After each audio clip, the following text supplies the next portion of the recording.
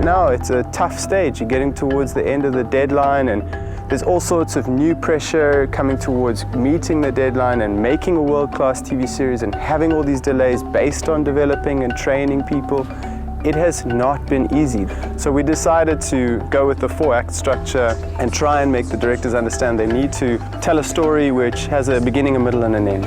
And once we got them on board with that, everybody galvanized, everybody started to move towards the production goals and the purpose and the story that we were trying to tell, not only as an individual episode, but as a series. And that wasn't without a lot of discussions, a lot of meetings, and a lot of rewrites of the script, especially from Lauren. Lauren has just been pivotal, you know. Can we cut, Rowan? Yeah. Just to build on that point, because it's such a nice thing that you're saying. We know you started out as a social innovator, and Jarrell's picked up that legacy from you. So actually what would be great is if you could contextualize it. I started out as a young person as a social innovator, and it's great to see that Jarrell is continuing that legacy. And that's why I'm involved in IDA, because I see this growing as it goes forward, kind of. That's the sentiment. That's beautiful. Yeah. You should become a scriptwriter. Ha ha.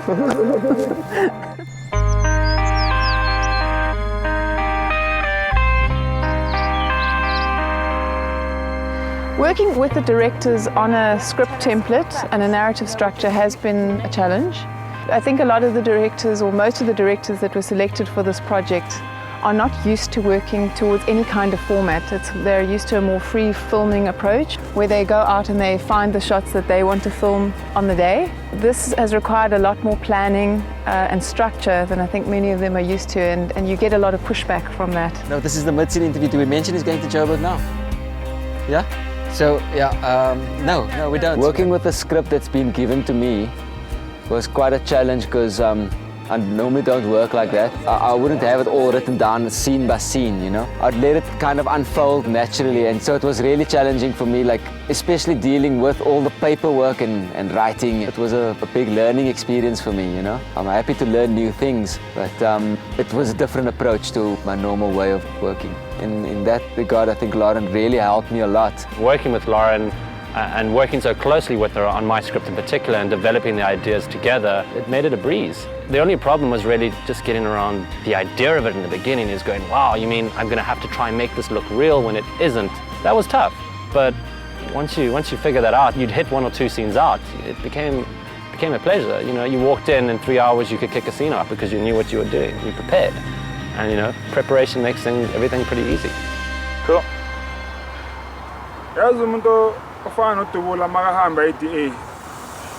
Clearly, when we learned discipline important.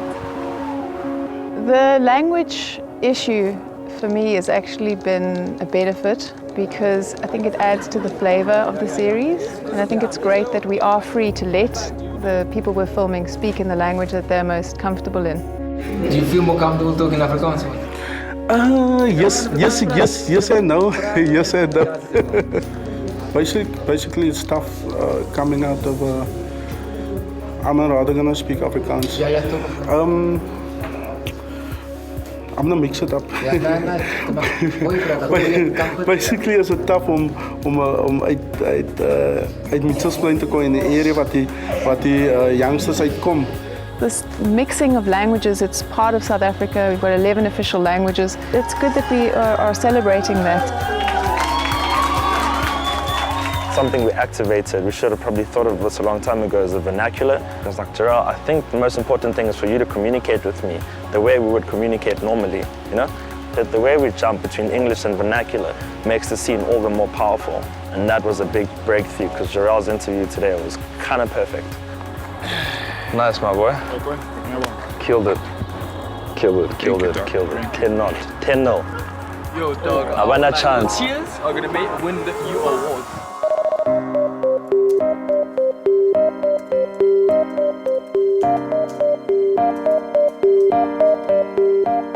If I had to pick one thing that I found very challenging on this project, it would be getting the directors to understand that we need a roadmap.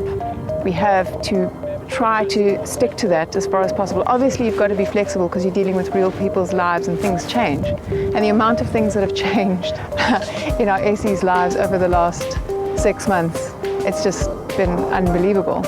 Our whole script has actually changed quite a lot because Terry Keita had to leave and he got this amazing job at the NBA and had to leave Cape Town. We've had to move acts around. So because we've shot a lot, we're trying to piece things together, which is cool. We like a bit of a challenge and we're dealing with it. And the way we've actually scripted it now is that Terry leaves in the beginning of the story because he really did. And we're telling all the other character stories like Tabo, Zianda, and Nina.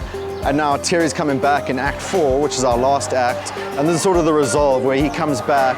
The kids, obviously he's a massive role model.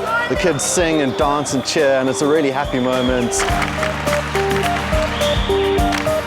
Every single episode, the SE's life change. It's a fluid concept. This isn't reality TV in the sense that you can understand exactly what's going to happen. This is real life. Terry Keita getting offered the directorship of the NBA of Africa and having to just up and leave in the middle of production and having us not freak out. I mean, our character is not available. I think the danger of writing a script for a documentary is that you're projecting the story that you want to tell, but of course it's documentary, you know, real life is going to have other plans for you. And so we've had to just constantly keep revising the script, making sure that the story still makes sense while being flexible enough to incorporate all the curveballs into the mix. So that's been tough, you know. We didn't expect to go to Zambia, but that's where the story took us, and so we followed it and had to just kind of make sure the story works as we went along.